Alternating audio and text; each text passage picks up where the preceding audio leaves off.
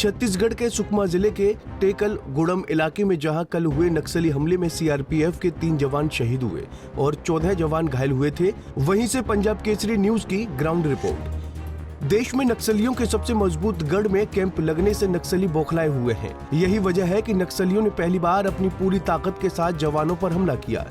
नक्सलियों की battalion number 1, company number 2 के साथ आसपास की सारी एरिया कमेटी के नक्सलियों ने मिलकर सीआरपीएफ जवानों पर हमला किया।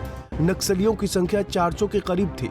नक्सलियों ने इस दौरान पहली बार स्नाइपर का उपयोग किया, तो वहीं नक्सलियों ने जवानों पर 15 किलो ग्रेनेड भी दागे। जो अभी तक बात समझ में आ रही है, पीएलजे बटालियन नंबर 1 बारसेदेवा उसके नेतृत्व में पूरी टीमें आई थी। उसके अलावा CRC number 2, platoon number 9, platoon number 10 और उसके अलावा किस्टाराम कोंटा एरिया की प्लाटून भी इस मुठभेड़ में शामिल थी। लगभग 300 से 400 नक्सली शामिल थे इस घटना में। शायद इसलिए रणनीति के तहत नक्सलियों का सबसे मजबूत हिडम्मा की बटालियन के 400 की संख्या में नक्सली सीआरपीएफ के नए बनाए जा रहे कैंप पर अटैक किया। नक्सलियों ने जब कैंप की ओर रुख किया तो सामने महिलाओं को रखा हुआ था और पीछे खुद छुपे हुए थे, लेकिन कैंप की सुरक्षा के गश्त में लगे हुए जवानों ने वर्दीधारी नक्सलियों को देख लिया और वायरलेस सेट पर जानकारी दी, लेकिन तब तक नक्सलियों की तरफ से फायरिंग शुरू हो चुकी थी। ये मुठभेड़ लगभग 4 घंटे तक चली। इस 4 घंटे की मुठभेड़ में दोनों तरफ से ताबड़तोड़ फायरिंग हुई। नक्सलियों की तरफ से लगभग 800 से 900 बीजीएल बैरल ग्रेनाइड लॉन्चर दागे गए, जिसमें सीआरपीएफ के 3 जवान शहीद हो गए। नक्सलियों का सबसे सुरक्षित इलाका सिलगिर के आगे टेकल गुड़म में कल नक्सली और डीआरजी के जवानों में एक मुठभेड़ हुई, जिसमें पुलिस के 3 जवान शहीद हो गए और 14 जवान घायल हो गए। हम वहीं मौके पर मौजूद हैं। आप देख सकते हैं कि यही वो इलाका है टेकुलगुड़म, जहां पर नक्सली और पुलिस और डीआरजी के जवानों में यहां पर मुठभेड़ हुई थी। यही वो इलाका है जिसको लेकर यहां पर कल 4 घंटे फायरिंग चली और फायरिंग में हमारे 3 जवान शहीद हो गए हैं और 14 जवान घायल हैं। वहीं बताया जा रहा है कि नक्सलियों को भी यहाँ पर नुकसान उठाना पड़ा और नक्सलियों के भी कम से कम 6 से 8 लोग मारे गए हैं और यहाँ पर जो जवान हैं उन्होंने यहाँ पर जवाबी फायरिंग की और यहाँ से नक्सलियों को खदेड़ा और नक्सलियों को यहाँ से भागना पड़ा। यह एक पहली घटना नहीं है, इससे पहले भी यही जो मैं बता रहा हूँ जो एरिया है, इससे पहले 2021 में भी यहाँ पर नक्सली और पुलिस में मुठभेड़ हुई थी, जहाँ पर डीआरजी के 21 जवान को शहादत मिली थी, शहीद हुए थे और कई जवान इसमें घायल हुए थे। देख सकते हैं कि एक बार फिर जवानों ने यहाँ पर मुठभेड़ हुई है और एक बार फिर जवानों ने नक्सलियों को यहाँ से खदेड़ दिया है और अपना कैंप स्थापित किया है। अभी भी यहाँ पे देख सकते हैं कि जवान खड़े हुए हैं, पोजीशन लिए हुए हैं और लगातार उनका यही कहना है कि जो नक्सली हैं उनका हम मुंह तोड़ उनको।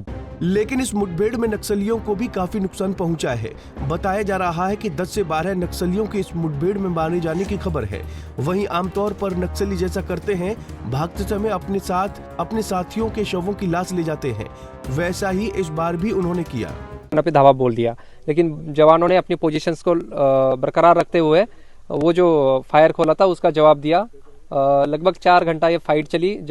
नक्सलियों द्वारा बहुत सारे बीजीएल फायर स्नाइपर द्वारा अटैक किया गया। जवानों ने भी उसी तरह जवाब दिया। लगभग 8 से 10 नक्सली उसमें मारे जाने की खबर है। इस मुठभेड़ में हमारे 3 जवान शहीद हुए हैं और 14 जवान जख्मी हुए हैं। सर, इस इनकाउंटर में इस इलाके में पिछले 2 महीने में 5 कैंप खुल चुके हैं। यहीं से कुछ ही दूरी पर हार्डकोर नक्सली लीडर हिडम्मा का गांव पूर्वती भी है, जिसके कारण नक्सलियों को लग रहा है कि उनका सबसे मजबूत गढ़ का इलाका अब उनसे छिनता जा रहा है। इसी बौखलाहट के कारण नक्सली इस तरह की वारदात को अंजाम दे रहे हैं। 2021 में जब सीआरपीएफ की टीम इस इलाके में पहुंची थी, तब भी सीआरपीएफ को भारी नुकसान हुआ था। सीआरपीएफ के 22 जवानों की शहादत हुई थी, लेकिन अब सीआरपीएफ की टीम पूरी तैयारी के साथ नक्सलियों के गढ़ को भेदने की तैयारी कर चुकी है। इसीलिए टेकलगुड़ा में अपना नया कैंप स्थापित कर रही है। बीजीएल दागे हम आपको तस्वीर दिखाना चाहते हैं, जहां पर नक्सलियों ने जो एरिया है जहां पर बीजीएल दागे हैं और भी कई बीजीएल हैं इस इलाके में जो कि नक्सलियों के द्वारा यहाँ पर फेंके गए हैं।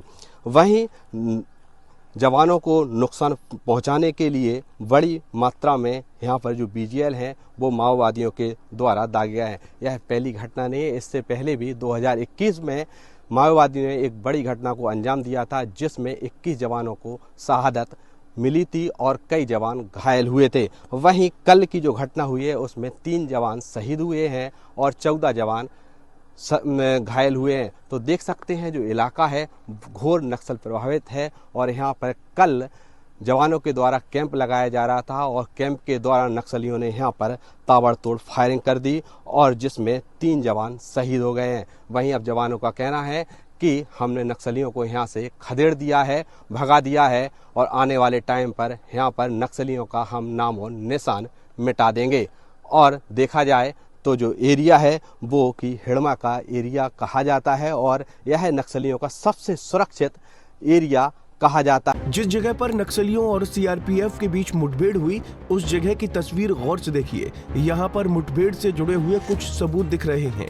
यहाँ पर कई बैरल ग्रेनेड लॉन्चर के सेल पड़े हुए हैं जो फटे भी नहीं हैं। 900 से ज्यादा बीजीएल दागे गए। इस तरह की मुठभेड़ में फायरिंग के दौरान बीच बीच में ग्रेनेड लॉन्चर दागे जाते हैं जिससे काफी नुकसान होता है। कई ग्रेनेड लॉन्चर के सेलों को सीआरपीएफ ने जब्त भी कर लिया है, लेकिन कुछ ग्रेनेड लॉन्चर के सेल अभी भी घटना स्थल पर पड़े हुए हैं। ये बेहद खतरनाक होते हैं। जब ये फटते हैं इसमें से बारूद के साथ स्प्रिंट्स लोहे के टुकड़े होते हैं जिसके कारण लगभग 15 से 20 मीटर के दायरे में मोर्चा संभाले जवानों को नुकसान होता है। वहीं घटना स्थल पर पेड़ों पर लगी गोलियों के निशान भी घटना का मंजर बयां करते हैं। नक्सलियों का सबसे सुरक्षित किला सिलगिर के आगे टेकलगुड़म में कल माओवादियों और जवानों के बीच जबरदस्त मुठभेड़ होती है और यही वो इलाका है जहां पर कल जवानों और माओवादियों के बीच मुठभेड़ हुई और इस मुठभेड़ में कल कई सैकड़ों की तादाद में यहाँ पर नक्सली मौजूद रहे और उन्होंने कई जवाबी फायरिंग भी की। आप देख सकते हैं किस प्रकार से बौखलाहट में कल नक्सलियों ने यहाँ पर बीजीएल दागे। आप देख सकते हैं जो बीजीएल हैं यहाँ पर नक्सलियों के द्वारा फेंके गए हैं। यहाँ पे बड़ी संख्या में यह जो इलाका है जो इस इलाके में बीजीएल देख सकते हैं जिस प्रकार से जो कल मुठभेड़ हुई है और यहाँ पर पुलिस के द्वारा यहाँ पर कैंप लगाया जा रहा था। यह 20 दिन में चौथा कैंप है और चौथे कैंप लगाने के बाद नक्सलियों ने यहाँ पर जब वारदात को अंजाम दिया तो कहीं ना कहीं नक्सलियों में यह एक बौखलाहट जरूर देखने को मिल रही है। लगातार पुलिस के द्वारा लगातार यहाँ पर अभियान चलाया जा रहा है कि किस प्रकार से जो अंदरूनी इलाके हैं उनसे नक्सलियों का खात्मा किया जाए और नक्सलियों के खात्मे के दौरान यहाँ पर कैंप भी लगाए जा रहे हैं और कैंप लगाने के दौरान नक्सलियों ने यहाँ पर मुठभेड़ को अंजाम दिया। अब और भी हम आपको तस्वीर दिखाने की कोशिश करते हैं कि किस प्रकार से नक्सलियों ने जो कि बीजीएल यहाँ पर दागे हैं भारी संख्या में यहाँ पर लगभग 1000 से अधिक बीजीएल नक्सलियों के द्वारा दागे गए हैं। आप देख सकते हैं किस प्रकार से एक जो बड़ा बीजीएल है वो यहाँ पर दागा गया है। लेकिन सुकमा बीजापुर जिले के सीमावर्ती इलाके का ये इलाका नक्सलियों की राजधानी माना जाता है। नक्सली लीडर हिडमा का गांव पूर्वती भी इसी इलाके में है। साथ ही कई बड़े नक्सली लीडर इसी इलाके से आते हैं। पिछले 40 वर्षों से नक्सलियों का ये सुरक्षित इलाका था, लेकिन अब कैंप खुलने के बाद नक्सली बौखलाए हुए हैं। आप देख सकते हैं कि जो इलाका है इस इलाके से पुलिस के जवान और डीआईजी के जवान निकलते हैं। लेकिन मैं आपको एक दिखाना चाहता हूं कि जो तख्ती है जिस पर साफ तौर पर नक्सलियों ने लिखा है कि यहाँ पर चुनाव करवाना बिल्कुल मना है, मतलब चुनाव का बहिष्कार करते हुए नज़र आ रहे हैं। और भी कई जो तख्ती हैं यहाँ पर नक्सलियों के द्वारा लगाई गई हैं। आप जिस रास्ते में मैं खड़ा हूँ उस रास्ते पे जो तख्ती लगाई गई नक्सलियों के द्वारा, लेकिन यहाँ पर जो जवान हैं कई बड़े बड़े ऑफिसर हैं यहाँ से निकलते हैं क्योंकि यहाँ से कुछ ही दूर जवानों ने कैंप की स्थापना कर रहे हैं, नए नए कैंप लगा रहे हैं। लेकिन फिर भी इन तख्तियों को नहीं हटाया जा रहा है क्योंकि यहाँ पर नक्सली कभी भी आईडी प्लांट कर देते हैं ऐसा माना जाता है। और कई ऐसी घटनाएं सामने आ चुकी हैं कि जहाँ पर नक्सली आईडी प्लांट करते हैं और वो फट जाती हैं। फिर भी यहाँ पर जवान इन तख्तियों को हटाने में की जहमत नहीं उठा रहे हैं।